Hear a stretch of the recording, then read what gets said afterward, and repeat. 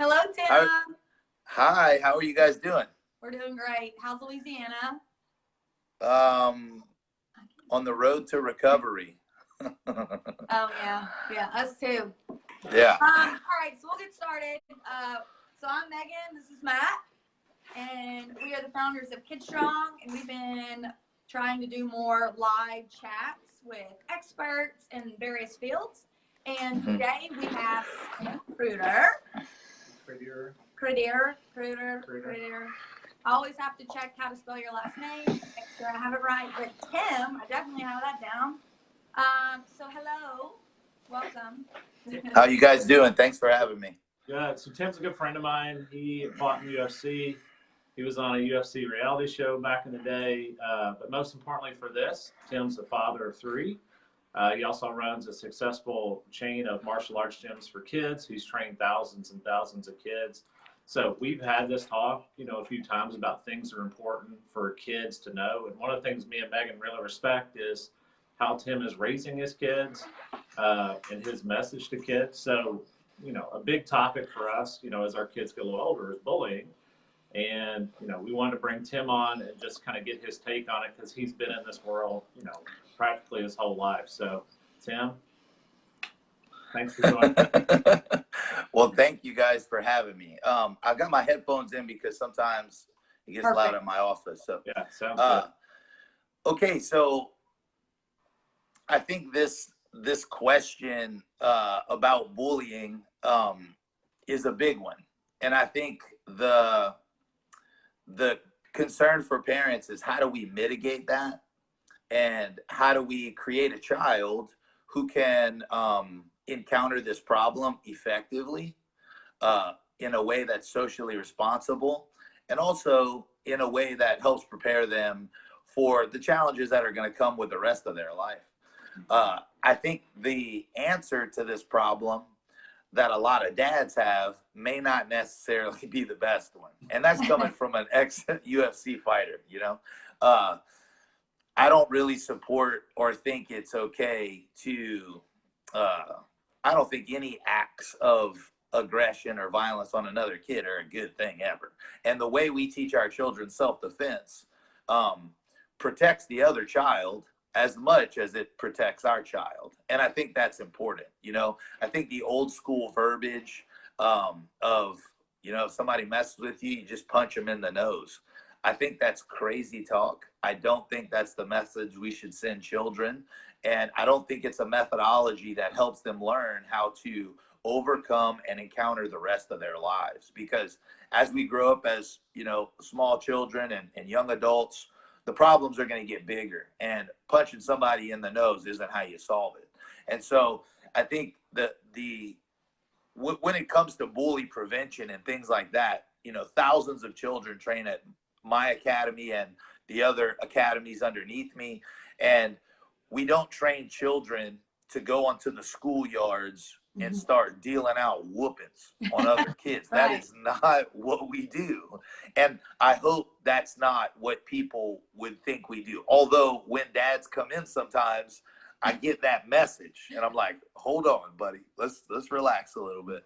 So I think what's important though for children is learning how to mitigate what is bullying essentially. Because I think a lot of times bullying is something that's a little bit misunderstood, and what I mean by that is we classify pretty much any time our child is nervous or stressed around another child or in a relationship with another child as they're being bullied. And we see that a lot, the overclassification of bullying. And it becomes a thing to where your child just feels they get attention from coming home and saying, I'm getting bullied. This kid took my bookmark, I'm getting bullied. And the truth of being a child is like, you have these little people who are learning to navigate not only the world around them, but the obstacles and relationships. And, I don't know if we've looked recently, but navigating relationships is pretty difficult. I think we're close to a 60% divorce rate. So adults ain't doing that great either, for being honest. And so teaching a child how to mitigate those relationships and handle conflict and adversity and difference of opinion and this one took my toy or whatever doesn't always need to be classified as a bullying scenario. And also teaching a child how to handle those small microcosms of conflict and small microcosms of adversity, I think is vitally important for the rest of their lives. Two things that we teach children that dramatically change the way they face the world, the way they face their peers, and the way they face this topic of bullying is learning to create a more confident and a more independent child. Yes.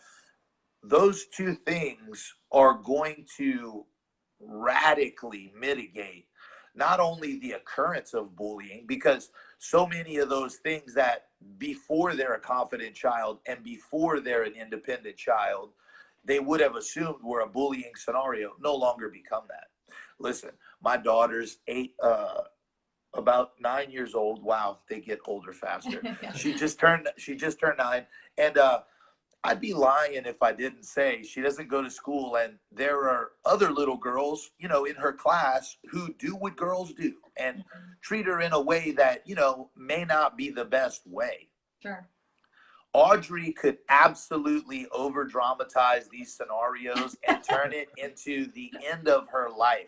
Yeah. But coming from the household she comes from, Audrey just has no problem if children are behaving in a way that she doesn't support. She goes play with other kids or goes play on another apparatus or goes do pull-ups or goes do, and me and my wife never even hear the word I got bullied or I'm being bullied or I'm being targeted, because the scenario is handled by her psychologically before it gets turned into something that's, and then it kind of grows, right? It kind of gets fed into. And so that's the first thing I want to say. My son's about 7 years old. He's wrestled for 4 years, been doing jiu-jitsu since he was 3. He doesn't have any bullying problems, but he's the kindest, most compassionate, sweetest child I've ever met in my life. If it's a wrestling match, he's trying to smash somebody. But then he wants to know if you want one of his Jolly Ranchers apples. Yeah. And I think learning how to create those traits. And, you know, when we say we want a confident child, I think that's a little bit cliched, but it couldn't be more important for a child. And I think a lot of that goes back to the way we communicate with our children. Yeah. If our children hear a lot of yelling and screaming and they're in fear and they're nervous and they're gun shy, that creates a lot of lack of confidence. If the figures at home are, you know, in and out and not there sometimes, those moments in a child's life create uncertainty. And that uncertainty creates a lack of confidence. A lot of parents tell me, I don't know what I'm doing with this parenting thing, but I'm trying. And I can tell you, if you're trying and you're really working on it, trust me, if you're on this thing today, you're doing an amazing job, because what kids relate to is presence. Yeah. They relate to effort. And those are the things we should praise in them, is effort. I tell my kids, I could care less if you win or lose. All I care about is how hard you worked and how hard you tried. Because at the end of the day, those things are going to yield the greatest fruits in your life. Winning and losing is going to come and go. You're going to build businesses and you're probably going to screw some up. But at the end of the day, you getting to work every day at 7 o'clock and your bed's made and your teeth are brushed and you're ready to meet this day with the kind of confidence and independence that I've taught you, is going to overcome a lot of hurdles, whether they be coronavirus scares or whatever the case may be. That attitude and that independence is what's going to allow a child to develop an attitude that mitigates the bullying scenario. So in my opinion, that's the first thing we teach children is. So one of the things we do with Ella, and you know, we talked about this early on, we don't necessarily want to save her from the world. Yeah. you know, we want to give her more armor where she just doesn't care about these things. Yeah. Because our goal is that if she is around some cattiness at school, that can elevate with other kids. But what we want for her is that she just doesn't care. You know, she's just confident. And if somebody, like you said, if somebody doesn't want to play with her, she's just like, peace. Oh, well. Play over here. Like, she just doesn't care. And one of the things we see over and over again is that kids with confidence, they just, it's like a shield for them that prevents these things from really getting in and hurting them, and they just move on, and these things never elevate. But talk to us about, like, I do think it's our responsibility as parents to set them up for that, though. We have to encourage that confidence and independence. I know I was talking to our kids' preschool teacher, and she was saying one of the biggest things she sees now when kids are coming in is they can't handle conflict. So if another kid took their toy, like, they don't understand, like you said, that's not bullying. That's just kids being kids. And Right. It goes like straight to DEFCON 5. Yeah. Yeah. She was saying, like, they literally haven't been given the tools to, like, understand, okay, they took my toy. So like, what? Right. It's not the end of the world. They're not bullying me. They're just being another kid. And how can I as a 5-year-old figure it out? Right? Yeah. And I 100% absolutely agree with you. And we have this entire topic. People ask me about, they're like, man, your kids are like impenetrable. They do anything. But what we do with our children specifically is introduce adversity and obstacles in fun and creative ways. So I'll give you an example. The other day I took my 2 sons crabbing. You can watch the video on Facebook. And crabbing is kind of dangerous, and crabs will pinch your little fingers off, right? So I took them on a dock at a refuge, just me and them 2, my sons, and I taught them how to do everything. I taught them how to put the turkey necks on, how to throw them in the water, and we went over everything. They had a blast. They couldn't believe it. There was no iPads, no phones, nowhere to be found. And after about an hour, I sat on the ice chest and I let them crab. Man, they could have fallen in the water. You know, I don't know. A bunch of stuff happened. Yeah. They tripped and fell. They both got pinched by crabs. But the adversity that they dealt with, they lost a bunch of crabs. If I'd have been there, I could have got the crabs for them, but I sat on the ice chest and I let them struggle. I let them suffer. I let them face obstacles. And the biggest thing I allowed them to do was fail. Yeah. Fail creatively and fail constructively. And in the process of failure, this is how we learn. This is how we grow. This is how we strengthen ourselves. This is how we develop. This is how we build that shield that you were talking about, Matt. Mm-hmm. They got clipped by a crab, and Wesley ran over to me. You got my finger. I said, okay, well, are you going to die? No. I said, would you like to go home? No. I said, okay, lick it, all of that, and go crabbing. Right. And so they kept on. At the end of the day, we had 40 crabs. My sons have told this story 700 times. And what I utilize these experiences as is one small building block in developing in those children the independence and the confidence to know, yeah, my dad showed me what to do, but then I did it. And what do you think the first thing they said when we got home to their mom was? I caught these crabs. Yeah. I caught these. Dad didn't do nothing. He was being lazy. He sat on the ice chest and drank his those yellow Modelo things. And I don't know what he was doing, but I caught all these crabs. And it creates in them this feel. Yes, they lost a bunch of crabs. Yes, they got bit. Yes, they tripped. They don't remember those things.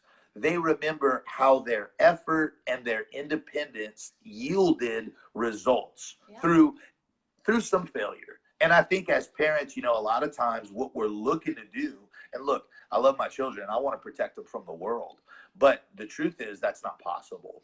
And right now, the obstacles that I could protect my children from, the crabs or the water or whatever, are small and they're minimal and they're controllable. But later on in my children's lives, they become young adults. Those problems get bigger and they become pregnancy, they become drugs, they become driving while intoxicated, they become a lot of very terrifying circumstances. And if I don't teach my children today how to be independent, confident, and responsible for their own actions and behaviors, those lessons are much more difficult and much more costly down the road.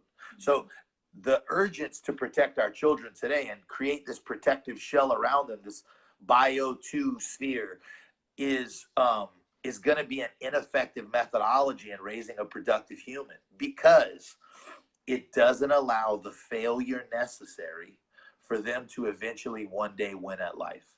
And you're never going to win if you don't fail. Look, Matt, you're running a great business. I'm so happy for you guys. But I was there talking to you guys when that wasn't the case. And this was a dream that you had, but there were a lot of difficulties and you made a lot of sacrifices and there was a lot of adversity. And no offense, Matt, you're a smart guy, but you messed up a bunch of stuff. Welcome to the team.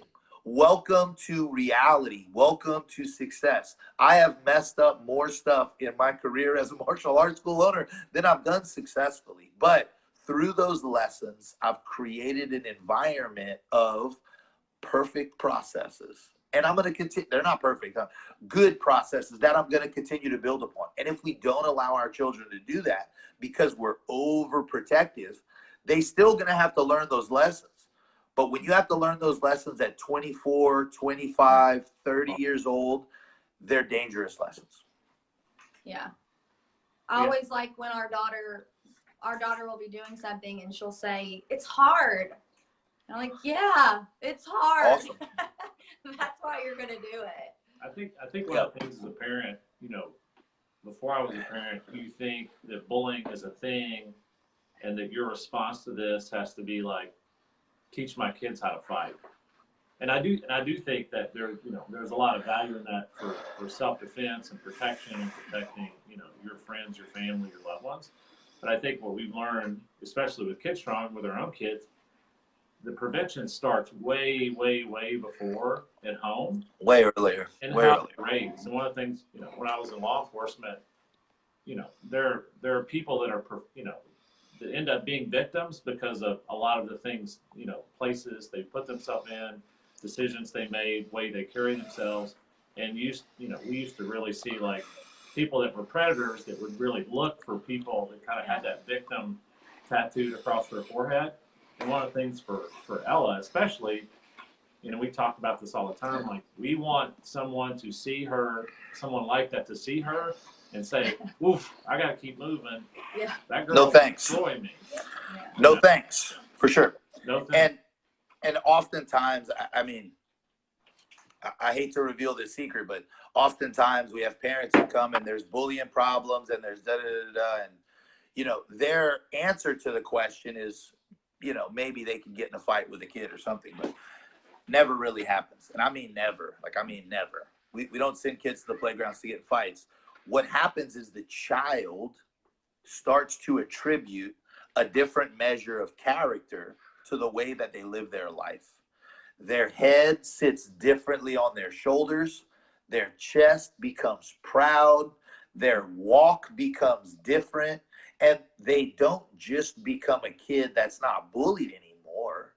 They become a kid that other kids want to know and want to befriend and want to talk to. They start to learn how to look adults in the eyes. They start to learn how to talk to other children, how to introduce themselves, how to make friends. And all of a sudden the parent comes after maybe a year, 6 months, and they're like, "Man, bullying has stopped. He's made so many new friends. It's so incredible." And I'm like, "Well, he didn't go punch anyone in the face." Right. Like, that's not what happened. What happened was we taught your child to be confident, independent. Those skills, you're 100% correct, will mitigate 99% of the issues. Now, acting like there's not still going to be issues sometimes is a false front, right? And there will be. My kids are confident, they are independent, but the only one of my children who've had a scenario was Audrey. She's my daughter. She's 9. She had a birthday party, and a kid tried to hit her and Henry on a trampoline while nobody was watching. She told him to stop. He did it again. She came inside, told one of the adults. They said, y'all just go play. Kids are being kids. She went back out there. The kid tried to hit her again. She body locked him, took him to the ground, got on top of him, held his wrist down next to his face, and said, the next time you try to hit me, I'm going to choke you.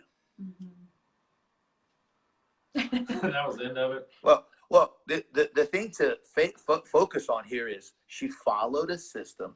Yeah. The other child was not injured in any way. Right. Audrey was not injured in any way. She terrified that young man, absolutely. He got up, came inside, and apologized to everybody and said he was just having a bad day and he's sorry and he was picking on the kids. And Audrey said, it's okay, buddy, let's go play. And they went back and they played and it was no big deal. And the parents were like, oh my goodness, are you serious? Yeah.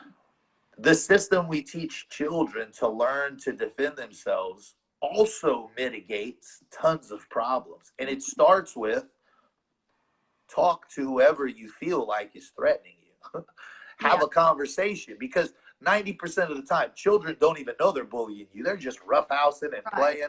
My son Henry is just silly. He jumps around and throws himself all over the place and hits kids by accident. I'm like, yo, dude, chill out. If somebody tells Henry, man, Henry, you keep hitting me, I feel like you keep on hitting me, he's going to say he's sorry. So step one is talk to whoever it is you're feeling bullied by and let them know the way you're feeling.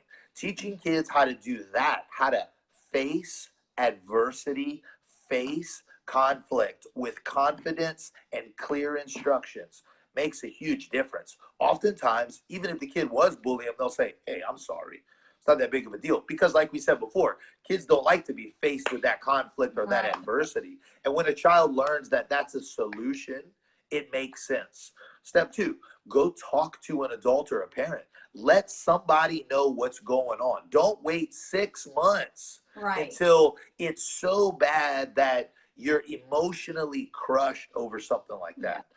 And then step three, if ever a child puts their hands on you or tries to attack you in a way, there should be a system for a child that's employed that is defense-based. My daughter did not hurt this child. She did not punch this child or kick this child or in any way do anything that would have physically hurt the child. She just made sure the child wasn't going to hurt him, made sure that boy wasn't going to hurt her, and let him know if it continued, she was willing to take further action, which wouldn't have hurt him either, but would have scared him a little further.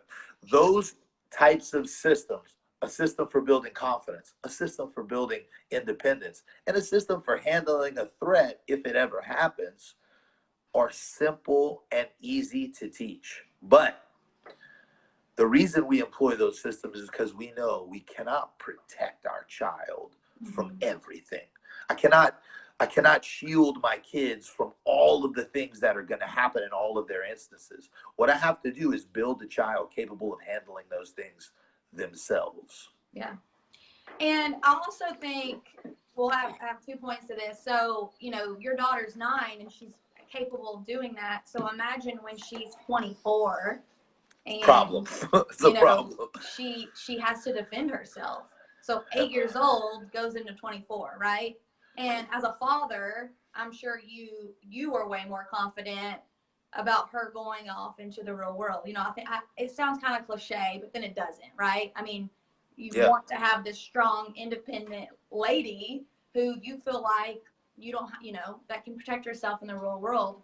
The second thing, but I also want to point out that I do have 2 other methodologies of defending Audrey if it's more than she can handle. We have Henry and Wesley right behind her, training to come double barrels. And Daddy Tim. No. Right. The second thing is when we talk about putting kids in situations, like even the simplest of situations, and I'll give an example that happened in KidStrong, and I'm sure you have tons of examples. You know, we've had kids who they come in and they cannot do a 2-foot jump over an object, right? And weeks go by, and each week they come, we practice. All right, let's do our 2-foot jump. Let's do our 2-foot jump. We start really low, and then, you know, in 3 months, the child jumps 5 feet, right, over a parallel for the first time. The confidence, yes, just and it sounds silly, like, oh, they did a 2-foot jump. No, they did more than a 2-foot jump. It doesn't sound silly. It only sounds silly to a person that doesn't understand child psychology. To a child, that's the Empire State Building. Absolutely. And then that kid the next week comes in, like you said, head high, chest out, like what? I think, and as, you know, as parents and as people who work with kids, like that's the joy that keeps me going, is just that little feat, like you said, was the Empire State Building. And this kid's look on life is going to be completely different from here on out, because he was capable of accomplishing something that he didn't think he could do, but because he kept pushing and kept pushing. And we have billions of stories like that, and I know you do too, but just little things add up over time, and just like you said, produces a productive human. We talk a lot about, we talk to parents about how confidence and child development's really, it's a lot similar to the immune system. Yeah. Where you have to be like exposed to things and build up a tolerance over time. Because if you're not, you're raised in a biodome, and then you go out at 20, you know, a fly lands on you and you pass out and you die. And look, and I agree with you guys. I do the same types of things. And, you know, I get some flack for it because I take my kids to do some things that are probably a little more extreme than other parents. I took my kids last summer on a hike. I think it ended up being 4.5 miles. One of my kids was 4. We took the dog with us.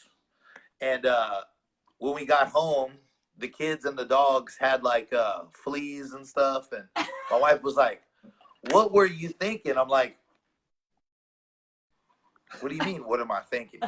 And so we cleaned the kids. Everything's fine. No big deal. But to this day, you know, when Wesley has to do something hard, he goes, "Well, I hiked 4.5 miles one time, right. So I can do."